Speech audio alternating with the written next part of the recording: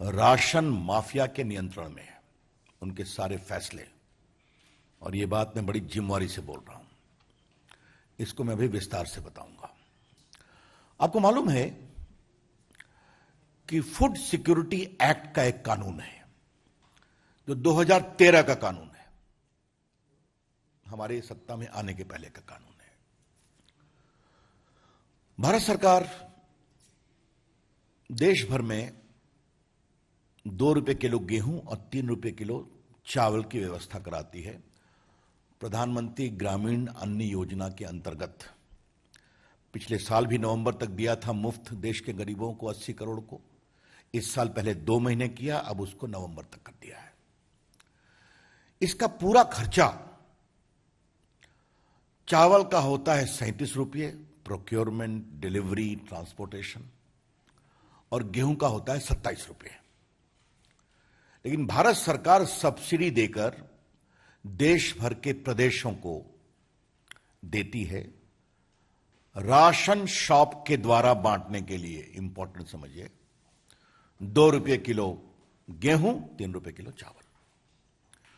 और भारत सरकार सालाना लगभग 2 लाख करोड़ खर्च करती है इसके सब्सिडी के ऊपर।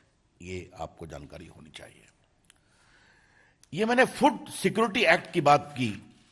ये देखिए, ये है फूड सिक्योरिटी एक्ट 2013।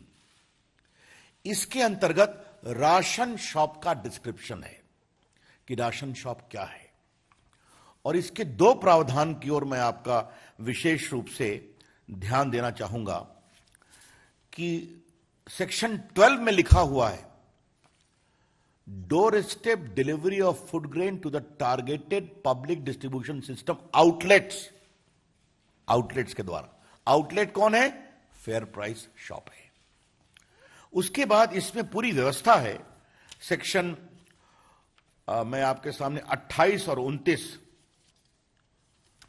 और ये मैं माननीय आदेश जी और माननीय विदुड़ी जी को बहुत विनम्रता से इसको कहना चाहूंगा, ये बात आनी चाहिए कि ये पीरियोडिक ऑडिट होगा हर राशन शॉप का, धारा 28 के मुताबिक। और ये बात जनता को इसकी जानकारी दी जाएगी कि इस फेयर प्राइस शॉप के ऑडिट का नतीजा क्या निकला, वो ठीक काम कर रहे हैं, गलत काम कर रहे हैं। ये कौन करेगा? राज्य सरकार करेगी। और धारा 29 में इस बात का प्रावधान है कि आप विजिलेंस कमिटी बनाएंगे राशन शॉप की मॉनिटरिंग के लिए। जो ये राशन शॉप ठीक काम कर रहे हैं, नहीं काम कर रहे हैं, ये इसकी चिंता करेंगे।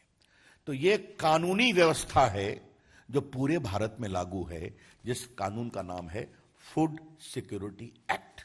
इसलिए मैं देश का कानून मंत्री आज इसका गजट ही लेकर के आया है, जो ये गजट घोषित किया गया था 10 सितंबर 2013 को, मतलब मोदी जी की सरकार के आने के पहले, ताकि किसी को टारगेट करने का आरोप हम पर न लगाया जाए। अब मैं आता हूं one nation one card, one nation one ration card.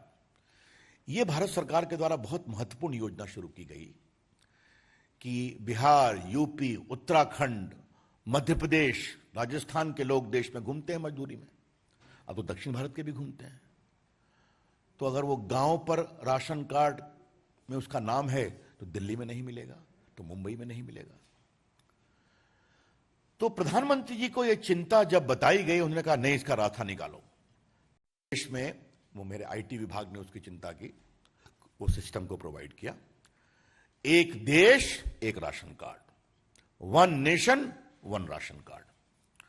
और मुझे आपको बताते हुए एक हर्ष होता है कि देश के 34 राज्यों और यूटी ने one nation one ration card को अडॉप्ट कर लिया। 34 राज्यों ने। और अभी तक इस पर 28 करोड़ ट्रांजैक्शन हुए हैं। किसके? पोर्टेबल, जो रहते कहीं और हैं, काम करते कहीं और हैं। तो उनको कोई दिक्कत नहीं हुई कि अगर कोई व्यक्ति बिहार का या यूपी का या राजस्थान का, मध्य प्रदेश का, दिल्ली में है, तो आधा परिवार ने अपने गांव में राशन लिया, आधा यहां लिया। यह मतलब होता है one nation one ration card का। भारत के सिर्फ 3 प्रदेशों ने अभी तक one nation one ration card को इंप्लीमेंट नहीं किया है, क्योंकि इसमें आप आधार से जोड़ते हैं। एक बात आपको मैं बता दूं, आधार भी मैं देखता हूं आईटी मंत्री के रूप में, आधार का मतलब क्या होता है? आपकी फिजिकल आइडेंटिटी को कंफर्म करने के लिए आपकी डिजिटल आइडेंटिटी।